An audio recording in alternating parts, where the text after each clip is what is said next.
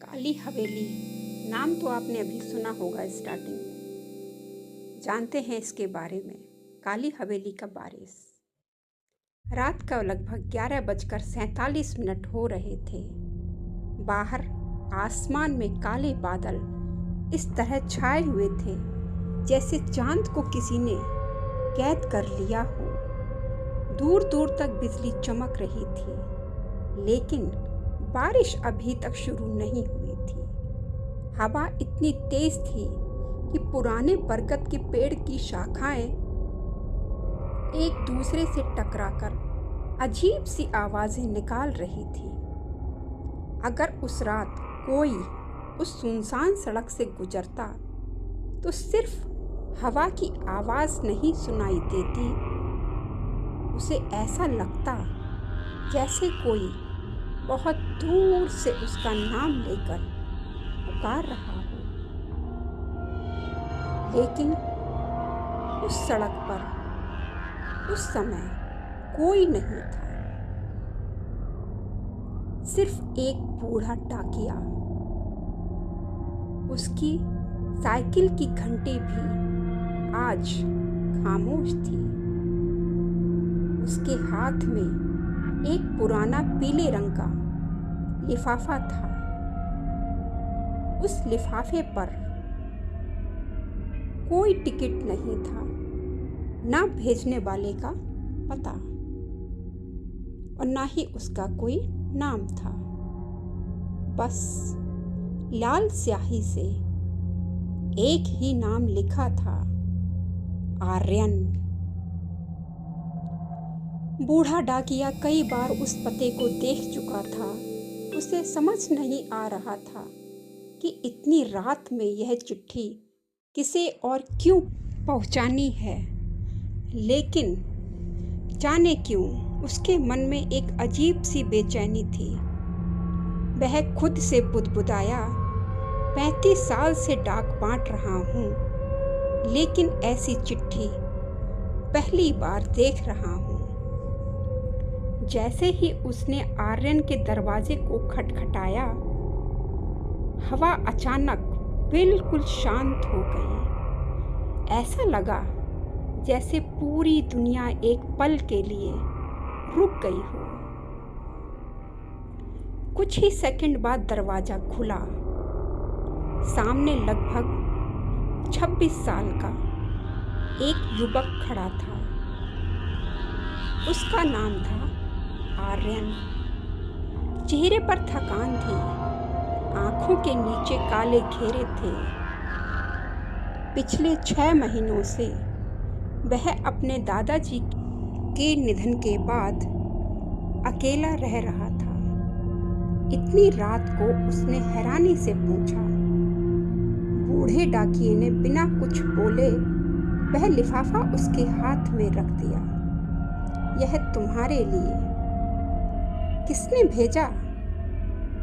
डाकिये ने कुछ पल उसकी आंखों में देखा, फिर धीमी आवाज में बोला, अगर भेजने वाले का नाम पता होता तो शायद मैं यह चिट्ठी देने नहीं आता। इतना कहकर वह मुड़ा, लेकिन जैसे ही आर्यन ने दोबारा उसकी तरफ देखा, वहां कोई नहीं था। ना साइकिल, ना डाकिया, सिर्फ खाली सड़क और हवा। आर्यन कुछ पल तक वहीं खड़ा रहा। उसने कई बार इधर उधर देखा। इतनी जल्दी कोई इंसान कैसे गायब हो सकता है? उसने इसे अपना वहम समझा और अंदर गया। कमरे में हल्की पीली रोशनी जल रही थी। दीवार पर घड़ी ने 12 बजने की घंटी बजाई। ठीक उसी समय उसके हाथ में रखा पुराना लिफाफा अपने आप खुल गया। आर्यन का दिल जोर से धड़कने लगा। अंदर सिर्फ एक कागज था, बहुत पुराना, जैसे 100 साल से किसी संदूक में पड़ा रहा हो। उस पर सिर्फ 5 लाइनें लिखी थी। अगर यह चिट्ठी तुम्हारे हाथों में पहुंची है तो समझ लो कि अब समय आ चुका है। तुम्हारे परिवार का एक वादा अभी अधूरा है। 3 दिन के भीतर काली हवेली पहुंच जाओ। अगर नहीं गए तो जो राज अब तक दफन है वह हमेशा के लिए तुम्हारे साथ भी दफन हो जाएगा। एक इंतजार जो 200 साल से खत्म नहीं हुआ। आर्य ने दोबारा पढ़ा, फिर तीसरी बार काली हवेली। उसने यह नाम पहले भी कहीं सुना था, लेकिन कहाँ। अचानक उसकी नजर कमरे के कोने में रखी अपने दादाजी की पुरानी लकड़ी की अलमारी पर पड़ी। उसे याद आया, दादाजी अक्सर कहते थे, बेटा, अगर कभी काली हवेली का नाम सुनो तो समझ लेना कि तुम्हारी जिंदगी बदलने वाली है। उस समय आर्यन हंसकर बात टाल देता था, लेकिन आज दादाजी की वही बात उसके कानों में गूंज रही थी। उसने तुरंत अलमारी खोलनी चाही। अलमारी बंद थी, चाबी कहीं नहीं थी। लेकिन जैसे ही उसने हैंडल पकड़ा, अंदर से टक टक टक 3 बार किसी के खटखटाने की आवाज आई। आर्यन के हाथ कांप गए। घर में उसके अलावा कोई नहीं था। फिर अलमारी अपने आप धीरे धीरे खुलने लगी। अंदर धूल से भरी किताबें थीं, पुराने कपड़े और सबसे नीचे काले कपड़े में लिपटी हुई एक छोटी सी डायरी थी। उस डायरी के ऊपर लाल रंग से सिर्फ 2 शब्द लिखे थे, इसे मत खोलना। आर्यन ने डायरी को हाथ में उठाया। उसी पल कमरे की सारी लाइटें एक साथ बुझ गईं और पूरी दुनिया अंधेरे में डूब गई। सिर्फ खिड़की के बाहर बिजली चमकी और उस एक पल की रोशनी में उसे लगा जैसे सामने वाली सड़क पर एक बहुत बड़ी काले रंग की हवेली खड़ी है। जब उसने दोबारा देखा, वहां कुछ भी नहीं था, लेकिन उसके हाथ में पकड़ी डायरी अब पहले से कहीं ज्यादा भारी लग रही थी। कमरे में घना अंधेरा छा चुका था। आर्यन के हाथों में वही पुरानी डायरी थी जिसके ऊपर लाल अक्षरों में लिखा था, इसे मत खोलना। कुछ क्षण तक वह बिल्कुल स्थिर खड़ा रहा। उसके दिल की धड़कन इतनी तेज थी कि उसे अपनी सांसों की आवाज भी सुनाई नहीं दे रही थी। बाहर अचानक तेज हवा चली। खिड़की के शीशे जोर जोर से हिलने लगे और भी धड़ाम। कमरे का दरवाजा अपने आप बंद हो गया। आर्यन घबरा गया। उसने दौड़कर दरवाजा खोलना चाहा, लेकिन ऐसा लग रहा था जैसे बाहर से किसी ने उसे कसकर पकड़ रखा हो। उसने पूरी ताकत लगा दी, फिर भी दरवाजा 1 इंच भी नहीं हिला। उसी समय उसकी नजर फिर से डायरी पर गई। इस बार डायरी के पहले पन्ने के किनारे से हल्की नीली रोशनी निकल रही थी। आर्यन ने कांपते हाथों से पहला पन्ना खोला। पहले पन्ने पर सिर्फ एक वाक्य लिखा था, जिसने भी यह डायरी खोली उसकी जिंदगी कभी पहले जैसी नहीं रही।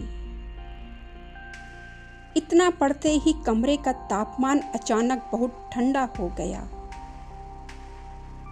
आर्यन ने घबराकर पीछे देखा।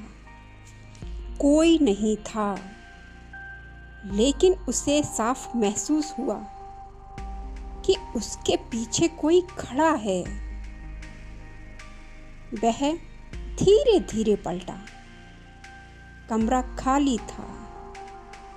सिर्फ दादाजी की पुरानी कुर्सी अपने आप हिल रही थी, जैसे अभी अभी कोई उस पर बैठकर उठा हो। आर्यन ने खुद को समझाया, नहीं, यह सिर्फ मेरा वहम है। उसने डायरी का दूसरा पन्ना पलटा।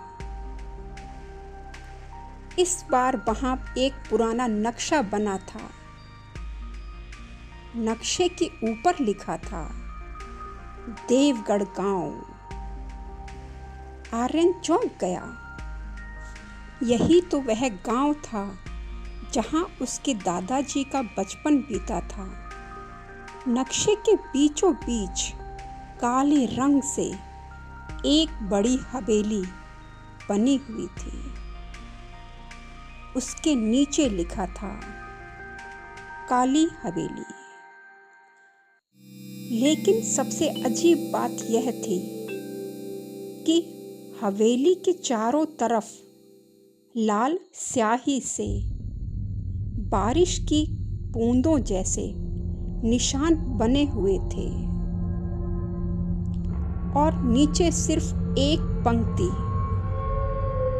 जब काली हवेली पर पहली बारिश होती है तभी अधूरा वादा जागता है। आर्यन ने यह पंक्ति 3 बार पढ़ी। पहली बारिश, अधूरा वादा, इसका मतलब क्या था? तभी डायरी के बीच से एक पुरानी तस्वीर नीचे गिर पड़ी। आर्यन ने तस्वीर उठाई। तस्वीर लगभग 100 साल पुरानी लग रही थी। उसमें एक बड़ा परिवार खड़ा था। बीच में एक छोटी सी बच्ची थी, लेकिन उस बच्ची का चेहरा किसी ने काली स्याही से पूरी तरह मिटा दिया था। तस्वीर के पीछे लिखा था, जिस दिन इसका चेहरा वापस दिखाई देगा उसी दिन बारिश लौटेगी। आर्यन के माथे पर पसीना आ गया। तभी उसके मोबाइल की घंटी बजी। स्क्रीन पर एक अनजान नंबर चमक रहा था। उसने कॉल उठाई। कुछ सेकंड तक बिल्कुल सन्नाटा। फिर एक बूढ़ी और कांपती हुई आवाज सुनाई दी, क्या तुमने डायरी खोल दी? आर्यन घबरा गया। आप कौन बोल रहे हैं? उधर से जवाब आया, नाम जानने की कोशिश मत करना। अगर जिंदा रहना चाहते हो तो 3 दिन के अंदर देवगढ़ पहुंच जाओ, क्योंकि इस साल की पहली बारिश शुरू हो चुकी है। इतना कहते ही कॉल कट गई। आर्यन तुरंत खिड़की की ओर भागा। बाहर कुछ देर पहले तक सूखी सड़क थी, लेकिन अब आसमान से मोटी मोटी बारिश की बूंदें गिरने लगी थी। बिजली चमक रही थी और उसी एक पल की रोशनी में उसे सड़क के उस पार एक काले छाते के नीचे सफेद साड़ी पहने हुए एक औरत दिखाई दी। वो भी खड़ी हुई। वह औरत बिल्कुल हिल नहीं रही थी, बस आर्यन की तरफ देख रही थी। आर्यन ने पलक झपकी और वह औरत गायब हो चुकी थी। उसी समय डायरी का आखिरी खाली पन्ना अपने आप खुल गया। इस बार उस पर लाल रंग की स्याही अपने आप उभरने लगी। धीरे धीरे शब्द बनने लगे। आर्यन, अब वापसी का कोई रास्ता नहीं है। काली हवेली तुम्हारा इंतजार कर रही है। आर्यन के हाथ से डायरी छूटकर जमीन पर गिर गई और उसी पल पूरे घर की बिजली फिर से जल उठी। कमरा बिल्कुल सामान्य हो गया, लेकिन फर्श पर बारिश का पानी फैला हुआ था, जबकि घर की सारी खिड़कियां बंद थीं। अब रात के लगभग 1:10 हो चुके थे। बाहर बारिश लगातार तेजी से होती जा रही थी, लेकिन आर्यन की नजर बारिश पर नहीं थी, उस डायरी पर थी। उसने कांपते हाथों से उसे फिर उठाया। अभी कुछ क्षण पहले उस पर लाल स्याही में लिखा था, अब वापसी का कोई रास्ता नहीं। लेकिन अब वह पूरा पन्ना बिल्कुल खाली था, जैसे वहां कभी कुछ लिखा ही ना गया हो। आर्यन ने गहरी सांस ली। क्या मैं सचमुच यह सब देख रहा हूं, या यह कोई सपना है? उसी समय घर के पुराने लैंडलाइन फोन की घंटी बजी। ट्रिन ट्रिन ट्रिन ट्रिन। आर्यन चौंक गया। उसके घर का लैंडलाइन तो दादाजी के जाने के बाद महीनों से बंद पड़ा था। वह धीरे धीरे फोन के पास पहुंचा। घंटी लगातार बज रही थी। उसने रिसीवर उठाया। कुछ सेकंड तक सिर्फ बारिश की आवाज सुनाई देती रही। फिर एक बहुत धीमी आवाज आई, इतनी धीमी कि जैसे कोई बहुत दूर किसी सुरंग से बोल रहा हो। आर्यन। कौन? डायरी को साथ लेकर आना। कौन है? कुछ पल तक सन्नाटा रहा। फिर वही आवाज, मैं वही हूँ जिसने तुम्हारे दादाजी का आखिरी वादा अधूरा छोड़ दिया था। और लाइन कट गई। आर्यन के हाथ से रिसीवर लगभग छूट गया। उसी समय दीवार पर लगी दादाजी की तस्वीर जमीन पर गिर पड़ी। कांच टूट गया, लेकिन तस्वीर के पीछे एक छोटा सा मुड़ा हुआ कागज चिपका हुआ था। आर्यन ने कांपते हाथों से उसे निकाला। उस पर दादाजी की लिखावट थी, मेरे प्यारे आर्यन, अगर यह कागज तुम्हारे हाथ में है तो मैं इसका मतलब कि काली हवेली ने तुम्हें बुला लिया है।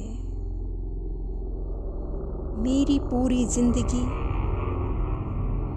कोशिश की कि तुम इस श्राप से दूर रहो, लेकिन शायद किस्मत को यही मंजूर था। देवगढ़ जरूर जाना, लेकिन याद रखना, हवेली के मुख्य दरवाजे से कभी अंदर मत जाना। अगर पहली रात किसी औरत के रोने की आवाज सुनो तो पीछे मुड़कर मत देखना। और अगर बारिश अचानक बंद हो जाए तो समझ लेना वह तुम्हारे बहुत करीब आ चुकी है। आर्यन का गला सूख गया। वह कौन? दादाजी ने उसका नाम क्यों नहीं लिखा? अचानक डायरी का एक और पन्ना अपने आप खुल गया। इस बार उसमें लिखा था, एक चित्र बना था एक बहुत विशाल हवेली का। उसके सामने एक पुराना पीपल का पेड़ और पेड़ के नीचे एक लड़की जो लाल छाता पकड़े खड़ी थी, लेकिन उसका चेहरा फिर धुंधला था। चित्र के नीचे लिखा था, बारिश शुरू होने से पहले वह इंसान थी, बारिश शुरू होने के बाद कोई उसे पहचान नहीं पाया। आर्यन ने जैसे ही वह पंक्ति पढ़ी, अचानक बाहर की बारिश थम गई। पूरा वातावरण एकदम शांत हो गया, इतना शांत कि अपनी सांसों की आवाज भी साफ सुनाई दे रही थी। और तभी बाहर किसी के पैरों की छप छप छप की आवाज आने लगी, जैसे कोई बारिश के पानी में धीरे धीरे चल रहा हो। आर्यन ने खिड़की से झांकने की कोशिश की, लेकिन उसे सिर्फ घना अंधेरा दिखाई दिया।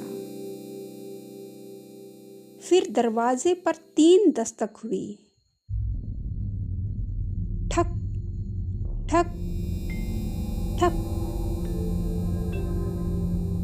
उसका पूरा शरीर कांप उठा।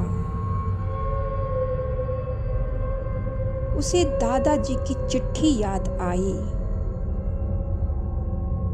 अगर बारिश अचानक बंद हो जाए तो समझ लेना वह तुम्हारे बहुत करीब आ चुकी है।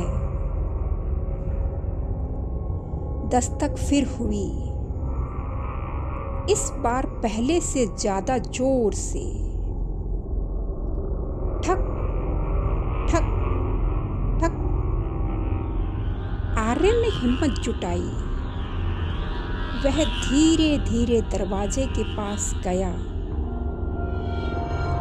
उसने दरवाजे के पीछे एक छोटे से छेद पीप होल से बाहर देखा। बाहर कोई नहीं था, सिर्फ भीगा हुआ आंगन। वह राहत की सांस लेने ही वाला था कि उसी पीप होल के बिल्कुल सामने अचानक दो बड़ी बड़ी आंखें दिखाई दीं, इतनी पास जैसे कोई बाहर से उसी छेद में झांक रहा हो। आर्यन डर के मारे पीछे गिर पड़ा। जब उसने दोबारा देखने की हिम्मत की, बाहर कोई नहीं था, लेकिन जमीन पर पानी से एक वाक्य लिखा हुआ था, देवगढ़ आने में अब सिर्फ 2 दिन बचे हैं। आर्यन समझ चुका था, अब वह सिर्फ एक रहस्य नहीं रहा, कोई या कुछ उसे सचमुच देवगढ़ बुला रहा था। उसने उसी रात फैसला कर लिया, सुबह होते ही वह देवगढ़ के लिए निकल जाएगा। लेकिन